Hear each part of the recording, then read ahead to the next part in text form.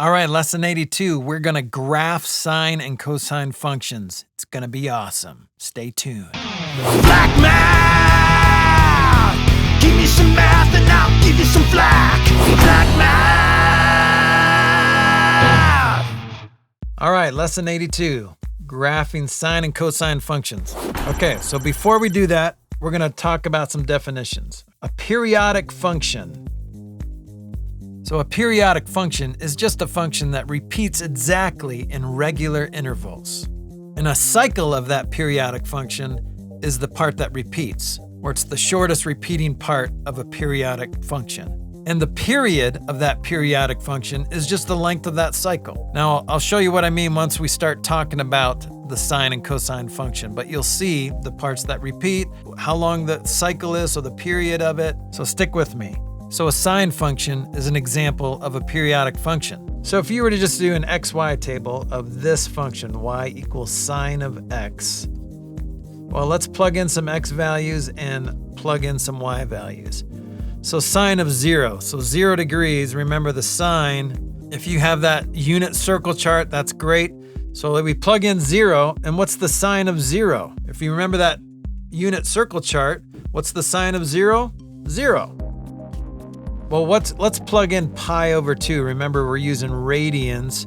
So on that unit circle, pi over 2 is 90 degrees. So what's the sine of 90 degrees? Well, that's just 1. Well, then let's go all the way over to pi, and then you're back down to 0 again. And then you go to 3 pi over 2, and then you're down to -1.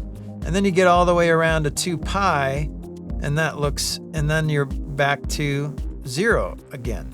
So at 0, x is 0, y is 0, so right there, okay? So let's say this is our pi over 2, and this is our pi, and our 3 pi over 2, and then our 2 pi.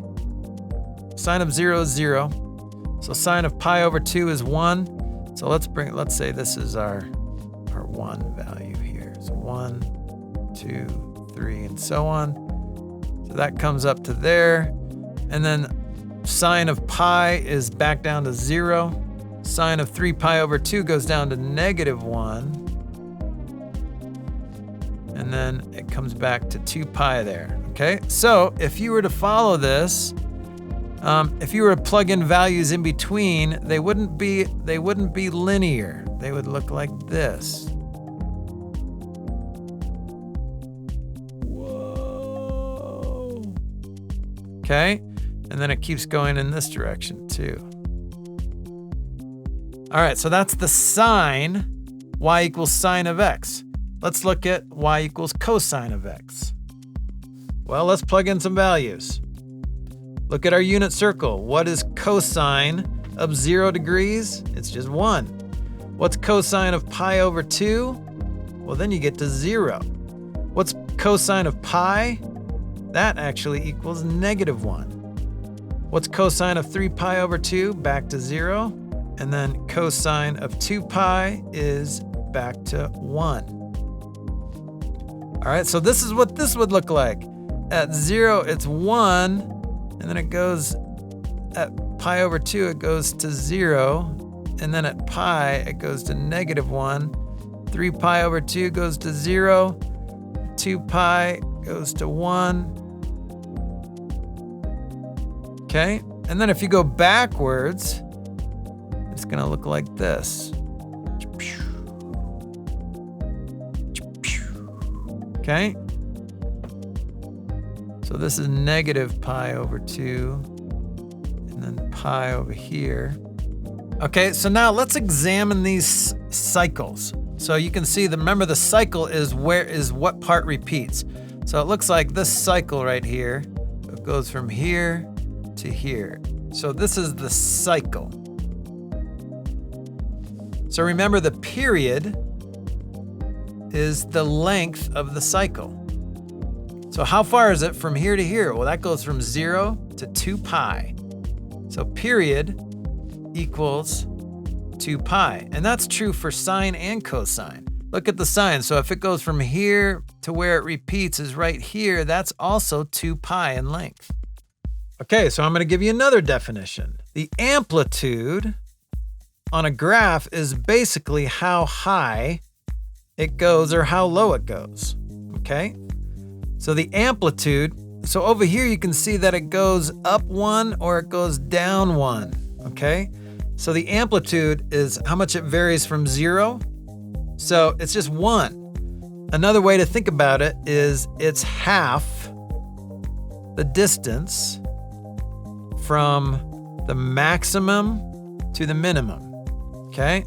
The total distance is 2 units. Do you see that? It goes from here, 1 to -1, that goes 2 units. So half of that would be 1. And it's good to remember that it's always positive. It's an absolute value. So we don't talk about a negative amplitude because it goes in both directions.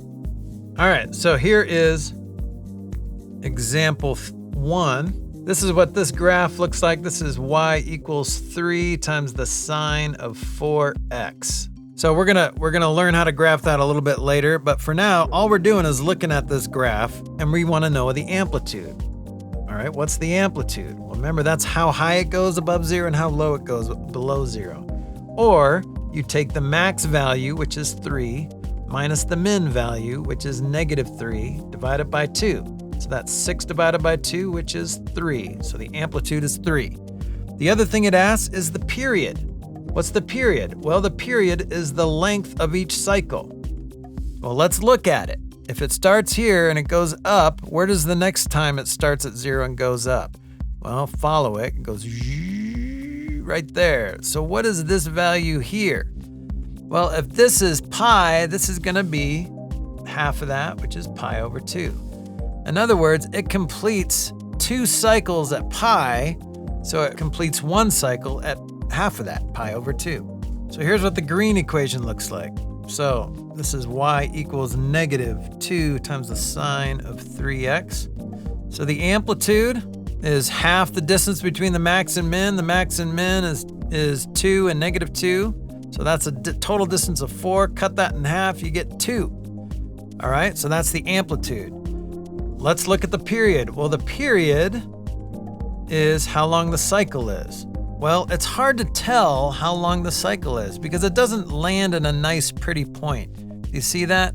So what we can do is we know that it lands right here. Well, how many cycles is that? Well, that looks like it's just 1.5, okay? So here's 1 full cycle, and then it does another half a cycle. So 1.5 cycles to get to pi, so that means there's 3 cycles get you to 2 pi. 3 cycles going to 2 pi, so it's just 2 pi divided by 3. So that is the period. That's the length of each cycle, 2 pi over 3. So a shortcut is you can figure out how many cycles happen between 0 and 2 pi, and then divide 2 pi by that number. That's pretty easy. Or there's a better way. Now, these are properties. These are properties of sine and cosine graphs. So we use these examples so we could see what's happening. Properties of sine and cosine graphs. Okay, so for y equals a times the sine of bx, or y equals a times the cosine of bx, and then we have to say x is in radians, and a doesn't equal 0. So the amplitude is just the absolute value of a. So whatever number is multiplied, that's the amplitude. So see how this guy is the same as that. And see how this guy, or the absolute value of that, is that, okay? So the amplitude is basically whatever the sine function is multiplied by, whatever the coefficient of the sine function is. So B represents the number of cycles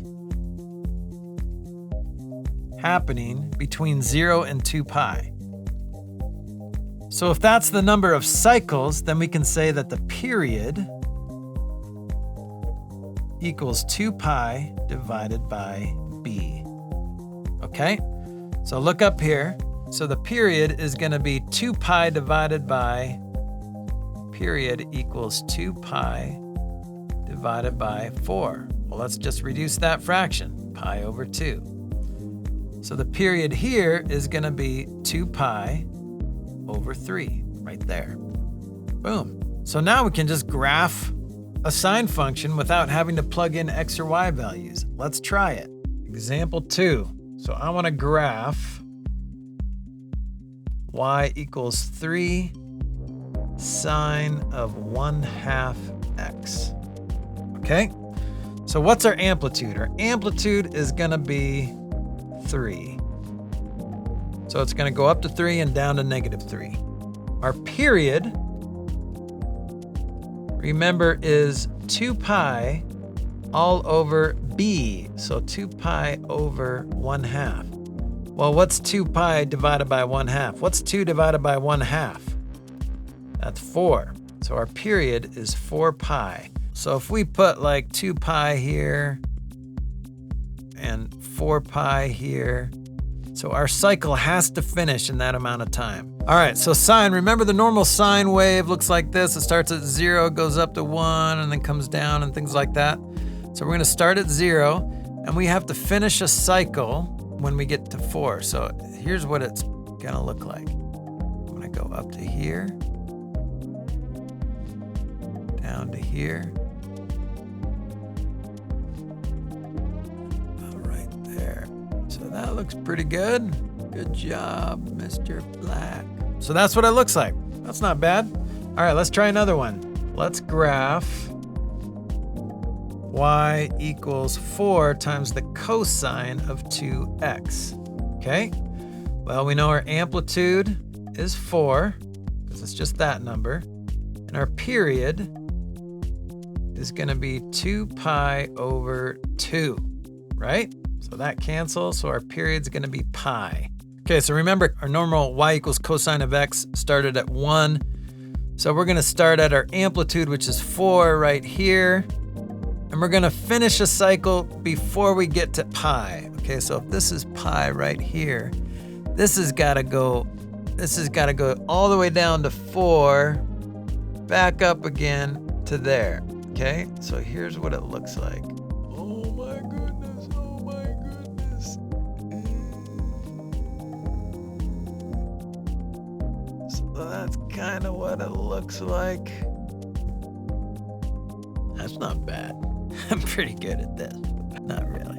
It would have probably been a little easier if we tried a different graph, but it's kind of cool to see just the compression of what happens when you multiply by a number greater than 1 or when you multiply by a number less than 1. So a fraction makes it chubby and a number greater than 1 makes it skinny. So example 4 is kind of cool because when you see these, they look like sound waves.